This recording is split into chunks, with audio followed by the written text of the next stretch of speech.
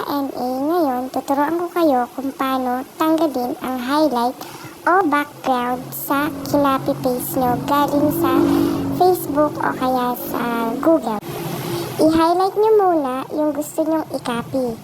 And then, pinakamadali, i-click nyo Ctrl-C. At para naman mas mabilis, para pupunta kayo dun sa Word, ay Ctrl-V. Pinakamabilis na yon. At ito na. Charan! Ito ang mangyayari. Diba may kulay yung background niya? So, tatanggalin natin ngayon. I-highlight nyo po ulit ang words na nakasulat dyan. And then, i-control-space nyo po. I-click nyo po. At ayan na po. Pwede nyo na po siyang i-print ng maganda. O, diba? Yun lang po. Thank you.